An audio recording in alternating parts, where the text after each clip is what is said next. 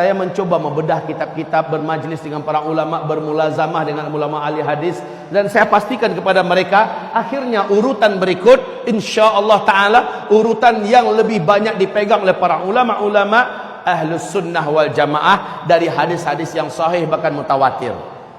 10 tanda besar kiamat. Yang awal, ini yang pertama, tanda besar kiamat yang pertama, bumi dibungkus oleh dukhan. Bumi dibungkus oleh dukhan. Gelap bumi ini selama 40 hari 40 malam. Dukhan. Dukhan. Ya. Dukhan. Dukhan ini adalah kabut asap, kabut debu yang sangat panas dan sangat tebal. Saking panasnya, kata Rasulullah sallallahu alaihi wasallam, orang-orang kafir sampai melepuh kulit mereka. La ilaha illallah, panasnya kayak dalam open, Bu. Saking panasnya, orang kafir loh ya. Dan dari lubang hidung mereka mengeluarkan asap, dari mulut mereka mengeluarkan asap, dari lubang dubur mereka juga mengeluarkan asap. Mata mereka seperti mau lepas dan keluar dari sarangnya. Telinga mereka seperti mau pecah, jantung mereka seperti panas terbakar. Orang-orang kafir dan orang-orang yang beriman hanya imannya menyimpang. Orang-orang Islam yang hobi buat dosa dan maksiat, kata Rasulullah sallallahu alaihi wasallam, mereka sama tersiksanya seperti orang kafir. Akan tetapi umatku yang beriman, imannya lurus dan amal soleh mereka banyak sebelum itu terjadi, mereka aman. Saat dukhan sudah lenyap, matahari kembali nampak, orang-orang yang beriman dan yang amal solehnya banyak sebelum kejadian itu hanya seperti terserang flu dan demam saja. Kulitnya utuh, tubuhnya utuh, dia sehat, dia selamat, hanya seperti terserang flu dan demam saja. Tapi orang kafir, orang Islam yang hobi berzina sebelum kejadian itu, orang Islam yang hobi minum-minuman keras, orang Islam yang hobi menelantarkan salat, orang Islam yang hobi durhaka kepada kedua orang ibu bapaknya, orang Islam yang masih hobi makan riba, orang-orang Islam yang masih banyak berbuat dosa dan maksiat, dia sama tersiksanya seperti orang-orang kafir. La haula wala quwata illa billah. Dukhan ini 40 hari 40 malam. Bumi ini gelap gulita. Kalian tidak mampu membedakan kapan siang, kapan malam. Bahkan salah seorang di antara kalian mencoba mendekatkan telapak tangannya ke arah wajah, lam yakad yaraha, tak mampu melihat apa-apa saking tebalnya dukhan itu. La haula wala quwata illa billah. Kaum muslimin yang kami muliakan, setelah dukhan hilang, lenyap, apa kejadian? Besok harinya manusia dikejutkan dengan musibah lanjutan. Semua teknologi sudah berhenti. Semua teknologi sudah berakhir. Listrik tidak ada lagi, sinyal sudah hilang, mobil tidak bisa dihidupkan, pesawat tidak bisa dibawa terbang. Semua yang memanjakan manusia dari teknologi dan penemuan-penemuan modern berakhir. La haula wala quwata illa billah. Kenapa? Ada penyebabnya yang akan saya uraikan nanti dengan izin Allah Subhanahu wa taala. Saya bahagia, saya bangga, saya bersyukur dikasih oleh Allah kesempatan bisa bicara dengan sebanyak-banyak manusia seperti sekarang di sini. Dan saya yang paling bersyukur sekali, Abah, dikasih waktu 6 jam. Ini yang lama saya rindukan. Saya rindu bisa bicara lebih lama. Dan selama ini saya hanya bisa melampiaskan itu di Malaysia. Di Malaysia dari pagi sampai menjelang maghrib saya bicara akhir zaman. Di sini kali pertama di Indonesia saya akan berbicara 6 jam. Kaum muslimin, ini belum apa-apa dibanding yang mulia Rasulullah. Rasulullah kata para sahabat, bicara tentang akhir zaman, sejak lepas sholat subuh beliau naik ke atas mimbar. Beliau ceramah sampai masuk waktu zuhur. Masuk waktu zuhur beliau turun mengimami kami sholat berjamaah. Habis zuhur naik lagi ke atas mimbar, lanjut sampai asar. Asar beliau turun mengimami sholat asar. Lepas itu naik lagi, lanjut sampai maghrib. Sehingga kata para sahabat seperti Abu Hurairah berkata, tidak ada seorang pun di antara kami yang berani beranjak dari tempat duduknya. Yang ingat dengan apa yang Nabi sampaikan adalah yang paling banyak catatannya dan yang paling kuat hafalannya. 1 hari penuh, Pak. Jadi masih kalah anak muda seperti Zulkifli kalau menyampaikan ini. Maka ketika Abah Rauf tadi mengatakan jangan pergi kemana-mana ya, ini sunnahnya memang demikian. Dalam majelis ilmu, sahabat telah membuktikan setianya mereka mendengarkan. Mereka tidak berani keluar. Apalagi materi kita saya bedah 2, materi amalan dan persiapan apakah yang harus segera kita siapkan dan kita kerjakan sekarang, itu selepas zuhur. Baik kaum muslimin, saya lanjutkan. Dukhan, kabut debu yang panas sangat tebal. Selepas dukhan, teknologi musnah. Iklim udara di dunia menjadi panas. Sementara ketika orang keluar, sudah banyak bangkai-bangkai yang berserakan. Apakah bangkai binatang atau bangkai manusia yang tidak mampu bertahan meninggal dunia. 40 hari, Pak, dibungkus oleh kabut debu yang teramat panas. Maka banyak sekali daun-daun, bunga-bunga segala macamnya, burung-burung yang mati. Setelah itu udara di muka bumi dan iklim udara juga berubah drastis menjadi panas. Air menjadi sulit didapatkan. Air-air menjadi kotor karena debu tadi telah turun dan mengendap kembali di bumi. La haula wala quwata illa billah. Kaum muslimin yang kami muliakan, sejak itu kelaparan mulai melanda di muka bumi. Serentak seluruh dunia mengalami kelaparan. Sepertiga air dari langit Allah tahan. Sepertiga tanam-tanaman di muka bumi Allah biarkan mati. Kekurangan pakan secara global, serentak di muka bumi kekurangan makanan.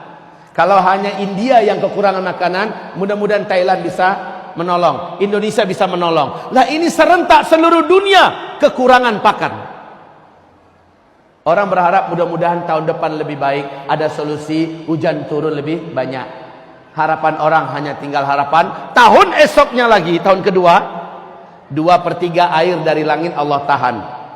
2/3 tanam-tanaman dan hewan yang dapat dimakan, hewan ternak yang dapat dimakan di bumi, Allah biarkan mati. 2 kali lipat daripada tahun yang lalu, Pak. Beratnya hidup. Kelaparan semakin merajalela di seluruh dunia. Anak-anak kecil banyak bergelimpangan. Orang-orang dewasa juga sudah putus asa. La haula wala quwata illa billah. Saat itulah hadis sahih Imam Bukhari di dalam kitab Al-Adabul Mufrad. Rasulullah bersabda, tidak akan terjadi kiamat sampai tetangga tega mendatangi tetangganya demi memperebutkan sepotong roti yang ada pada tetangga yang ini membunuhnya dan mendapatkan sepotong roti itu. Kadang-kadang tetangganya ngaku nggak punya makanan, nggak percaya yang datang ini, dibunuhnya juga. La haula wala quwata illa billah. Beratnya hidup, orang mulai berani memakan bangkai karena lapar.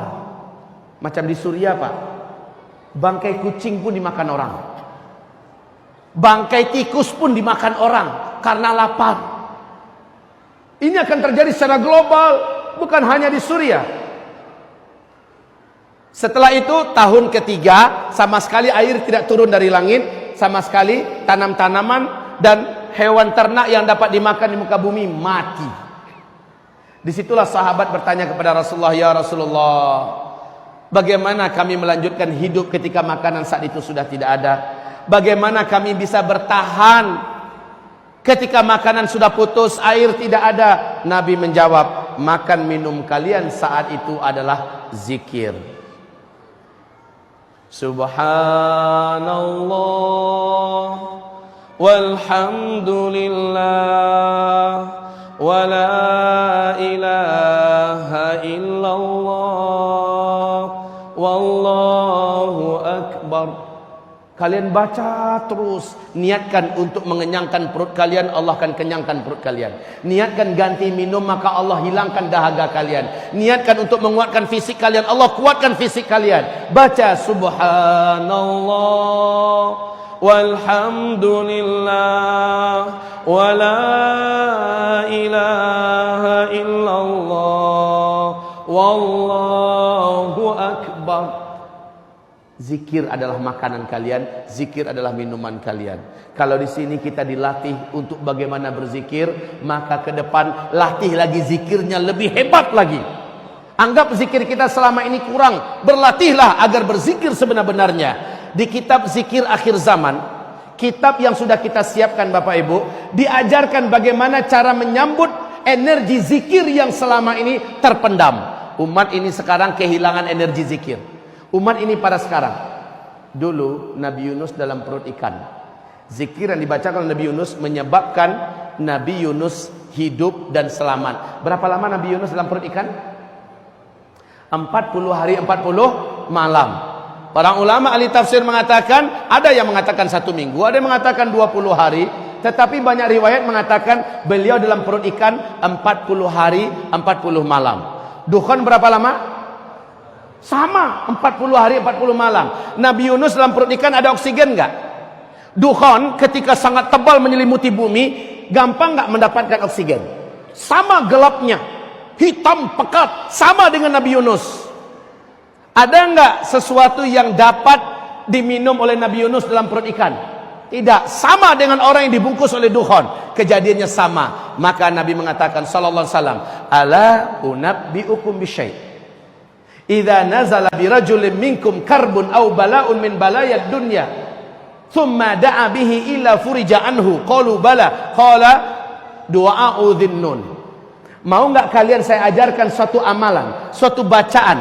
Apabila kalian mau membacanya, kalian mau mengamalkannya, maka tidak ada musibah seberat apapun yang datang kepada kalian. Tidak ada satu bencana sehebat apapun yang menimpa kalian. Melainkan kalian kalau membaca ini, kalian amalkan ini, Allah akan selamatkan kalian. Allah akan bebaskan kalian dari bencana tersebut. Mau, kata Rasul? Para sahabat menjawab, qalu bala. Mau ya Rasul, mau.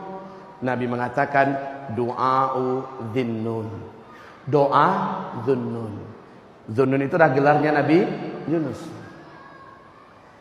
La ilaha illa anta subhanaka inni kuntu minaz zalimin.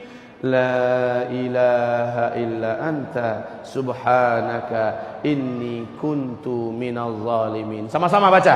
La ilaha illa anta subhanaka inni kuntu minaz zalimin.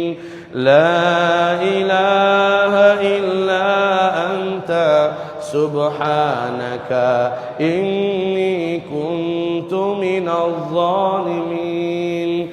La ilaha illa anta subhanaka inni kuntu minaz zalimin. Terus Nabi Yunus membaca itu dalam kegelapan di perut ikan, di tengah kedalaman laut samudra. Terdengar zikir itu membumbung ke arasy Allah, mengguncang arasy Allah.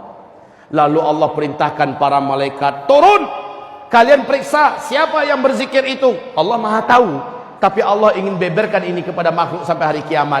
Malaikat periksa, ternyata zikirnya Nabi Yunus.